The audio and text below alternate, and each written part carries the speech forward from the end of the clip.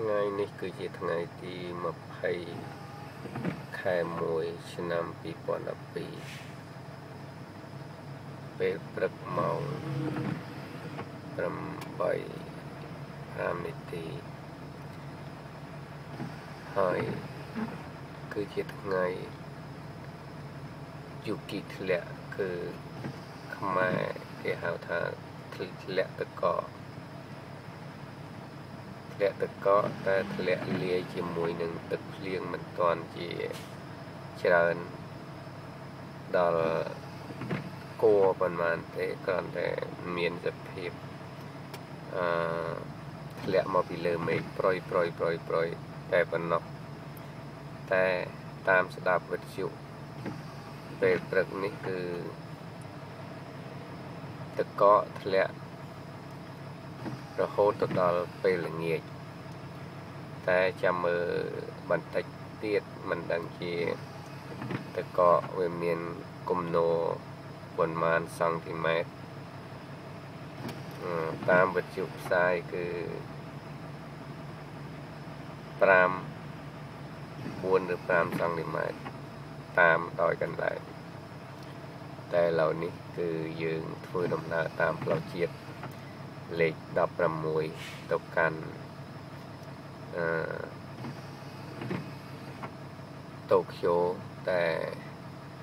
ឡានមានសភាពជាប់ស្ទះចរាចរណ៍มันអាចបើកលឿនបានទេឥឡូវនេះមានការយឺតហើយនឹងដូចជា stop ឬឈប់កាល់បន្តិចម្ដងគឺឡាននៅស្រុកជប៉ុនយើងនេះគឺមិនថាតែធ្លាក់ថ្ងៃធ្លាក់ទឹកកកទេក៏ជាប់រមាំទៅថ្លៃថ្ងៃធ្លាក់ទឹកកកគឺជាប់មានសភាពมันអាចបើកលំបឿនបានទេគឺកាល់ម្ដងតិចទៅកាន់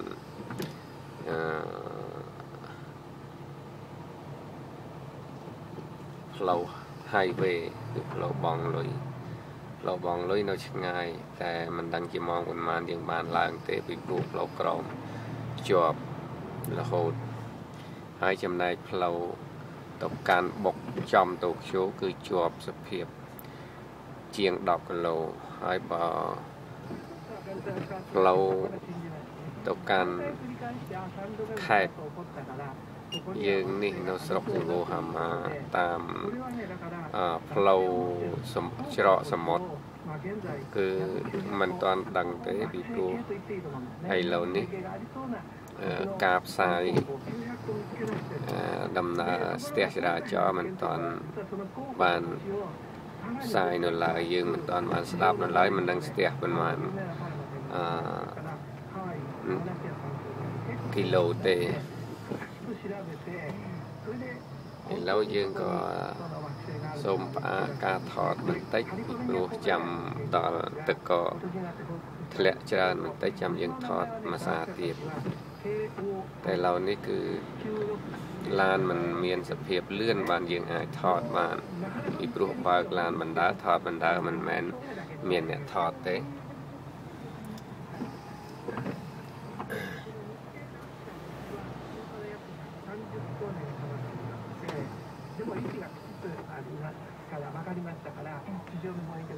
នេះឆ្នាំនេះគឺជាលើកទី1ហើយដែលទឹកកកបានធ្លាក់នៅក្នុងខេត្តយើងម្ដុំចិត្តតូក្យូខេត្តកណាកាវ៉ា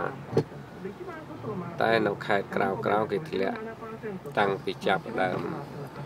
ចូលខែ12ម្លេះខេត្តយើងនេះមានសភាពជឺតតែឥឡូវនេះធ្លាក់លឿនបន្តិចគឺនៅក្នុងខែ1សពម្ដងចុងខែ7ដាច់ខែ1ឬក៏ខែ2បាទចាប់ដើមធ្លាក់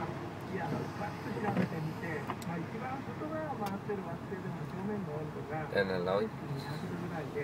យើងខ្ញុំជាអ្នកថតវីដេអូតាម iPhone ក៏សូមផ្អាកការថតបន្តិចសិន ចាំរងចាំបន្តិចទៀតចាំមើលទឹកក៏មានសភាពក្រាស់ក្រែលច្រើនបន្តិចចាំយើងចាប់ផ្ដើមថតសារនេះថ្មីសូមអរគុណសូមចាំទស្សនានៅវគ្គក្រោយទៀតで実はこの赤色ホワイト10月とかにあるんですけど、6光年ぐらいかかたにねバーナード・セットがよく SF で